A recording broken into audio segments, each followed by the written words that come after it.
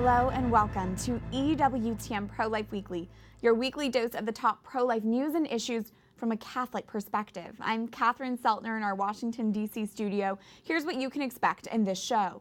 A man with Down syndrome gives a powerful testimony on Capitol Hill. And a new law in Canada could effectively kill the nation's National March for Life in Ottawa. And this.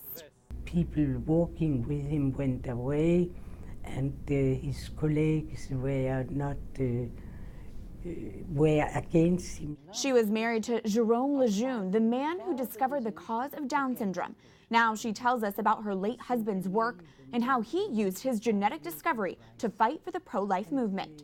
But first, our top story, we are going to speak with a pro-life congresswoman about how and why she's fighting to stop taxpayer dollars from going to fund abortion.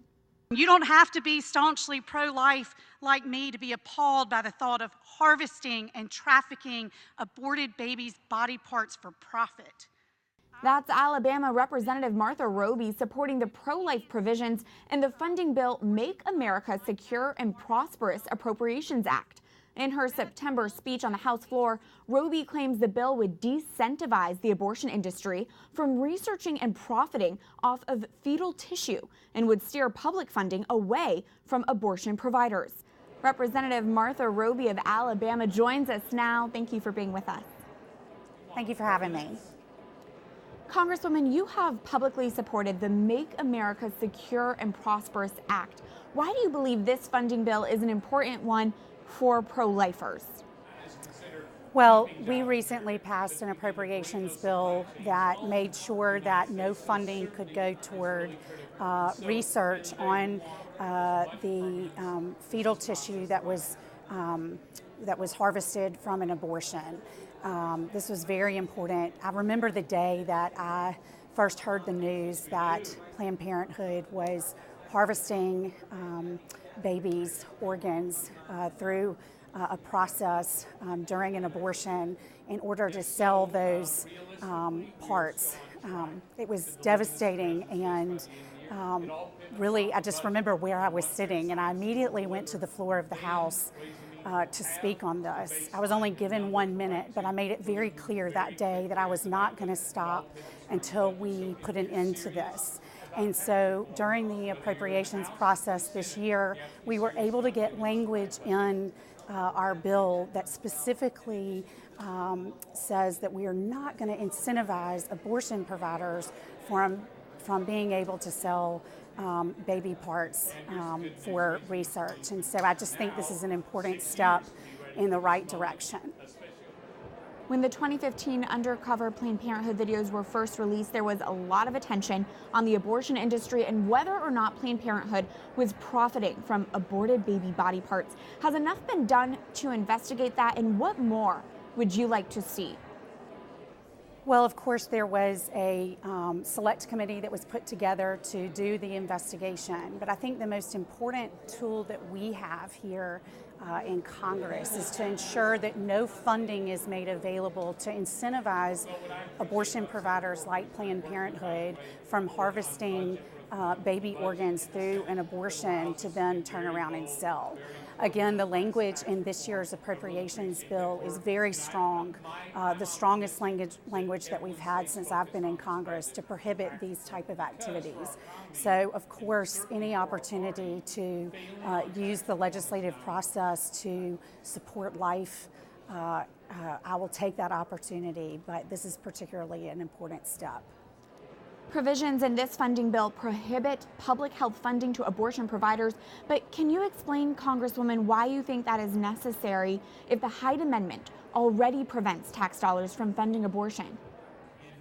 Right, again, this is about doing away with an incentive for abortion providers to harvest these baby parts to then turn around and sell to researchers. And so this bill specifically prohibits any funding for going to research that is done on aborted babies. Representative Roby, pro-lifers are often painted as being anti-woman. As a woman who is pro-life, how do you respond to that? Well, this is about the third person in the room. Oftentimes I hear my colleagues that are for abortion talk about how extreme this is, the positions that we take. I quite frankly believe it's extreme not to do all that we can to protect that individual that doesn't have a voice. We hear them talk about the woman and the physician, but who's speaking up for the baby? And so again, every opportunity I'm unapologetically pro-life, and any opportunity to stand up and defend that unborn child, I will take that opportunity. Finally, Congresswoman, you have been very vocal about being pro-life yourself. Can you share what has personally convicted you to be so passionately pro-life? Sure. Well, I believe life begins at conception, and again, to be an advocate and a voice for that unborn child who cannot speak for themselves is a tremendous privilege for me. I started out in the pro-life world as a board member of an organization in my hometown. Little did I know this many years later I would have this tremendous privilege to be in the House of Representatives to again be an advocate on behalf of life and these unborn children that can't speak for themselves. Representative Martha Roby, thank you for your time. Thank you. For reaction and analysis, we are joined now by our pro-life expert.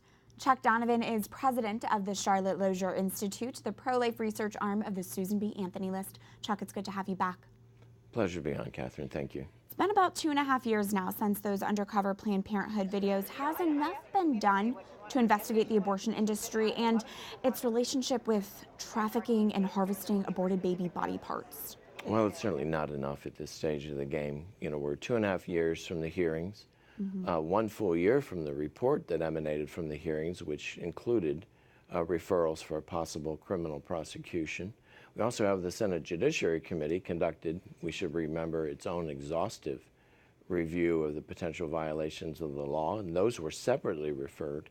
But the Justice Department has had almost a year to react to that. We know that some local U.S. attorneys have gotten information from the Justice Department, but we need an update. We need accountability. These are potential crimes. We need answers. We need more to be done. And I'd like to get your take on this next story as well.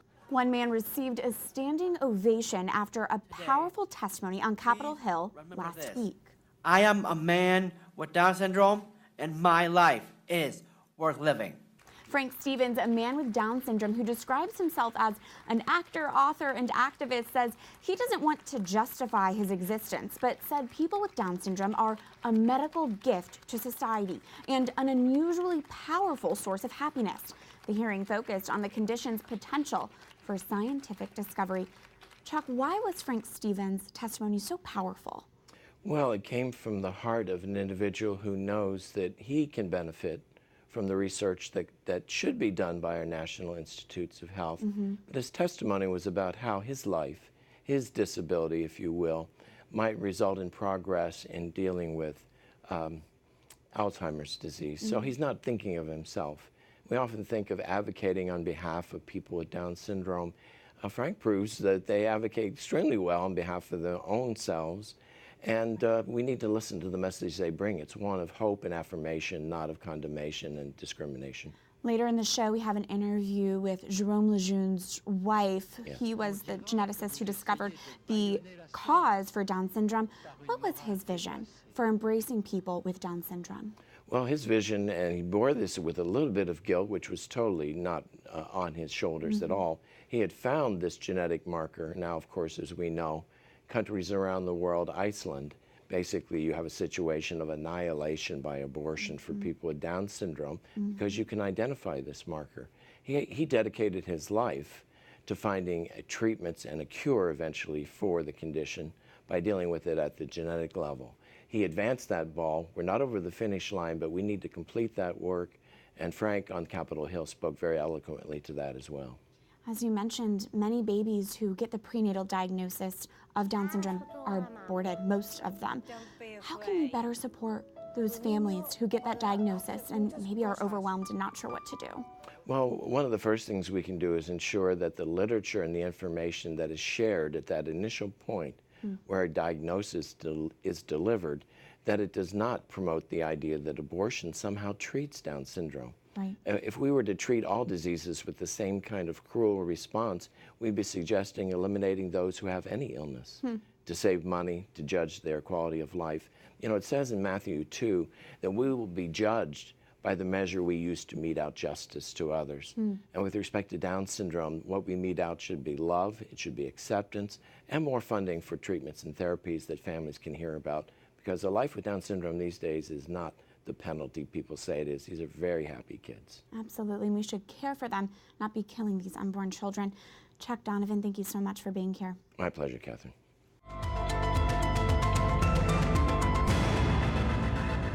In the past few weeks, activist support for President Trump's judicial nominees has made a lot of headway after a lot of hard work. This week, 4 circuit court judges are slated to be confirmed as Senators McConnell and Grassley work to end the gridlock. One of those judges includes Amy Barrett, who is attacked by pro-abortion senators for her Catholic faith. These confirmations are seen as a great victory for the pro-life movement. With that, we go to this week's call to action. Go to ProLifeWeekly.com. Contact Senators McConnell and Grassley to thank them for getting President Trump's judicial nominees across the finish line. Simply fill in your information and send in your message. The courts play an important role for our pro-life initiatives, and Senators McConnell and Grassley's continued efforts to end the partisan gridlock are essential to get judges confirmed who will faithfully interpret the Constitution, because the Constitution does not require abortion. This week was a major success for the pro-life movement. For that, pro-lifers, we need you to take action and thank U.S. Senate leaders for stepping up and working to end the gridlock. Go to ProLifeWeekly.com and tell Senators McConnell and Grassley thank you. Turning now to more pro-life news, we go to EWTN's Valeria Longhi with the international headlines. The highest court in Guatemala has abolished the death penalty for civil cases. Until now, Guatemalan law has permitted the death penalty in cases of child and elderly murder, kidnappings where the victim is severely hurt or dies, the assassination of the president or vice president, or in certain drug trafficking-related crimes. Scotland is the first UK nation to permit abortions at home under certain circumstances. Catherine Calderwood, Scotland's chief medical officer, made the announcement in a letter to all health boards. She stated in order for women to have an at-home abortion through the abortion pill, the woman must have obtained the prescription at a clinic and must have taken the drug there. She could then carry out the treatment at home, where the unborn baby would die.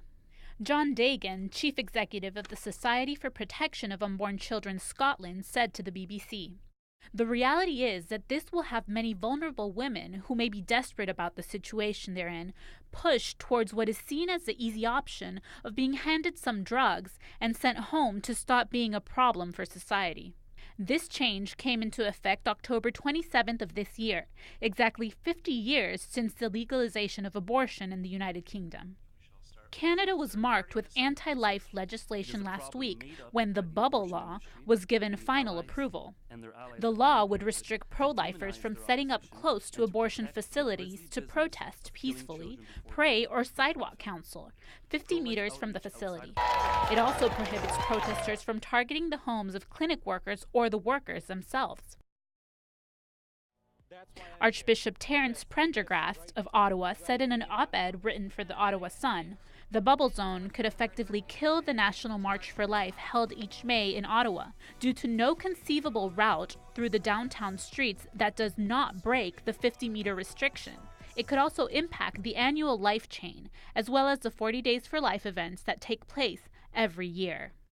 Irish Catholics are following Poland and Italy in their efforts to pray the Rosary for an end to abortion. November 26th, the feast day of Christ the King, marks the date on which the Rosary on the Coast for Life and Faith will be held. The goal is to encircle Ireland with the human rosary at a minimum of 53 locations around the coast and pray for our Blessed Mother's intercession in the battle to end abortion. Valeria Longhi, EWTN, ProLife Weekly. Thank you, Valeria, for those pro-life updates. When a woman has an abortion, there are many consequences. There are physical ones, but there are also unseen spiritual ones. Rosa Amada Perez, a Catholic Colombian model, shares what she experienced in a 2013 documentary, Tierra de Maria, Mary's Land. Pero cuando más me entregaba al Señor, más me atacaba el enemigo, el demonio. Perez claims the closer she would get to the Lord after her abortion, the more the enemy would attack her. She would feel a strong presence at night, so she began sleeping with a knife and a Bible in her bed. We're joined now by a guest to discuss the very real spiritual impact of abortion. Monsignor Charles Pope is a priest at the Archdiocese of Washington. He joins us now. Monsignor, thanks for being here. Good to be here. We just heard that terrifying account from a post-abortive mother. How real is spiritual warfare when it comes to abortion? Well, when you think about it, this woman had an act of violence performed on her body, and you can't, even if in some way you're complicit, you just can't be in these terrible violent actions and not realize that there's a terrible battle that's being waged. How do we know if there really is a spiritual battle going on, or if it's just in our head? We're making it up. Yeah. Well, I think as a priest and in the church, and even those who aren't always in the church, know that there's just something bigger here than just simply an event. There's everything that it means. There's the wrenching quality of it, and there's the great, sad, often spiritual legacy that goes on often for decades in a woman's life or other people who've cooperated with abortion. You've written how violence is a diabolical characteristic. We really do see that when it comes to abortion. Satan rages, says the scripture. He prowls like a lion, roaring, seeking souls to devour. So yes, all these images are of great, great violence that Satan does. Sometimes subtle, but often very, very out in the open. If a post-abortive mother came to you for spiritual guidance, what advice might you first give her, and anyone who has dealt with work in the abortion industry? Well, first we just start with immense love and gratitude and relief that she's come to us. You can't start out with this standard that something bad has happened and she participated in it to some degree. But we start with that great act of love, the opposite of the violence and the terrible thing that was done and suggesting abortion to her. We want to be a source of life. Absolutely. This week, especially, there's really an emphasis on the supernatural and even the occult. Can you speak to what the relationship with the occult is when it comes to the abortion industry and how we as Catholics and as pro-lifers should be thinking about all of this? It's a very consistent evidence now we have from talking to exorcists and those who are involved in different types of deliverance ministry that former abortion clinics or places where abortions were formed are real haunts for demons. Very, very often demonic infestations occur there. And also those who were involved in abortions and so on often find themselves really targeted. Because in a way, if they'd gotten away from it even, the devil thought he had them in their grip and now he's not going to give up so easily. So we have heard that many people who have exorcisms, that need exorcisms, are at some point in the past were involved in some way with abortion, whether having had one or paid for one and so on. So at what point should someone seek some help, some spiritual help, and not just deal with it personally and prayers on their own? Yeah, I hope immediately, of course. But there's an old saying, when the student is ready, the teacher will appear. And sometimes a person might go through a stage of denial, but there's going to come a point when they think again, if their conscience is operative, they're going to say, I need to talk to somebody. And when that moment comes, don't delay, soon. Monsignor, you are very involved in the pro-life movement yourself. I know you often are praying outside of abortion clinics. How do you spiritually prepare and guard yourself, and what advice do you give to other pro-lifers?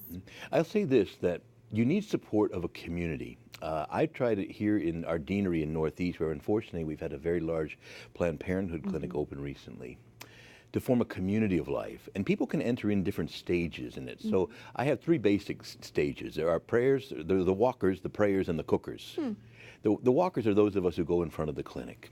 There are those who stay back praying for us while we're there.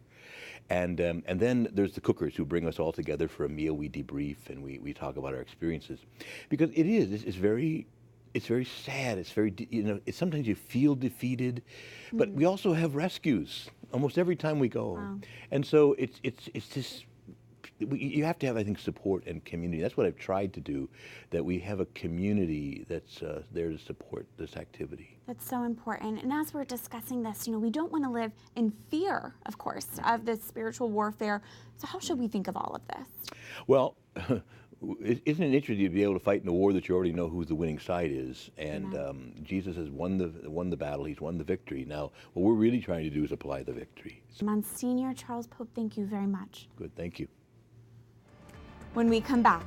In France, if you are against abortion, you are Nazist, you are fascist, or you are Antichrist. We speak with the wife of a Catholic geneticist who discovered the cause of Down syndrome. Stay tuned as EWTN Pro-Life Weekly continues after this break.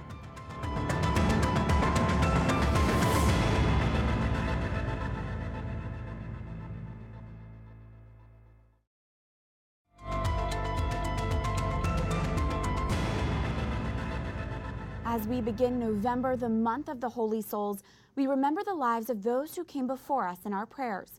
May the souls of the faithful departed through the mercy of God rest in peace. Amen. Welcome back to EWTN Pro-Life Weekly. I'm Catherine Seltner. We are speaking out against the latest example of Planned Parenthood propaganda hitting the mainstream pop culture as the abortion business teamed up with a popular reality TV show this past weekend. I'm a big fan of Planned Parenthood now. Meeting all the girls and hearing their stories and seeing how many women have been helped by some of the services they have to offer. The perception of Planned Parenthood is that it's this abortion clinic. That's nothing like what it's like. Keeping Up with the Kardashians, the popular reality TV show on the E! Entertainment Network, featured a visit to the Los Angeles Planned Parenthood clinic this past weekend. The Kardashian sisters, Kourtney, Kim, and Khloe, met with counselors and patients during the trip. Keeping Up with the Kardashians is an incredibly popular television show among young women. The sisters have multiple businesses and millions upon millions of social media followers, making it especially disappointing they use their massive platform to spread Planned Parenthood's talking points and lies. During their trip to the LA clinic, the Kardashians met with a woman who tested positive for HIV. But what wasn't shared is that Planned Parenthood has less than 1.4% of the nation's HIV test market share. You can get an HIV test at many places, health departments, hospitals, the doctor's office. But you know what Planned Parenthood does have a large market share of? Abortion. Planned Parenthood has a 35.4% abortion market share. They are the nation's largest abortion provider. Even though Kim said Planned Parenthood is not like an abortion clinic, that is exactly what Planned Parenthood is, and no number of HIV tests will change that. In response to this episode, I want to take the opportunity to publicly invite the Kardashian sisters to meet with me and a group of other pro-lifers to discuss the dangers of Planned Parenthood and invite them to visit a crisis pregnancy center or a comprehensive health clinic that truly upholds the dignity of the woman's life. Those are the stories you need to hear and share, because no matter how you dress it up, the abortion business hurts women and their unborn children. Remember, there is something you can do to counter today's culture of death. Go to ProLifeWeekly.com. Tell Senators McConnell and Grassley thank you for their work to end the gridlock, so judges who interpret the Constitution to defend life were confirmed this week. French doctor Jerome Lejeune earned the title the father of modern genetics for his discovery of the genetic cause of Down syndrome. Now he has another title, servant of God. We sit down with Jerome Lejeune's wife and hear how her late husband used medicine and research to uphold life. Here is this week's Pro-Life Focus. What measures the amount of civilization is the amount of respect given to the smallest of us. In a rare interview, the late Jerome Lejeune speaks about defending life for the most vulnerable. It was a mission he took seriously as a Catholic doctor, and even more so after, in 1958, the French professor discovered the genetic cause of Down syndrome. He thought that all doctors would be happy to research, to cure them. But sadly, all governments, not only in France, said, oh, it's a wonderful discovery. You can detect these little sick children before they are born, and so take them away with an abortion. Madame Berthe Lejeune tells us her late husband was heartbroken when instead of a cure or care, many doctors used his discovery to kill babies prenatally diagnosed with the genetic condition. When he died, he was very anxious to know who could continue his fight to protect these children. It was Lejeune's pro-life work that captured the attention of a saint. He frequently met with Pope John Paul II. The professor and pontiff formed a friendship and were with each other only hours before a historically horrifying moment. we got a message, the Pope invite you for lunch. So we were in lunch, and then we went back to Paris, and in that moment the Pope went down and they tried to kill him. From the 1981 assassination attempt to when Lejeune was named the first Pontifical Academy for Life president in 1994, the two remained close even after the doctor's death. St. John Paul II insisted on visiting Lejeune's grave outside Paris in 1997. I think that was a sign. Today, Lejeune's own cause for sainthood has begun, and while the church explores the servant of God's life, Lejeune's wife is focused on spreading his vision worldwide with the Jerome Lejeune Institute. In France, the institute runs the first specialized and paramedical consultation center in Europe that provides medical care for over 8,500 patients with Down syndrome and other intellectual disabilities. I want very much that we could do what we did in Paris for the consultation of Down syndrome, that you should do the same thing in the States. It's set to happen. In May of 2020, the Jerome Lejeune Hospital for Children and Adults with Down syndrome in America will open. During his life, Lejeune shattered stereotypes about Down syndrome. Down syndrome is not what defines me. And after his death, the U.S. hospital in his name will carry on how the French doctor practiced medicine. Medicine is a very simple application of knowledge. It is the hate of the disease and the love for the patient. What good news that servant of God Jerome Lejeune's vision is spreading here to the U.S. If you want to know more and even be involved with the Hospital for Children and Adults with Down syndrome in America, there's a special website you can go to. Go to ewtn.lejeunefoundation.org. That's it for this edition of EWTN Pro-Life Weekly. You can reach us anytime at prolifeweekly@ewtn.com. I look forward to seeing you here again next week. Remember, life is a gift. Your life is a gift. God bless.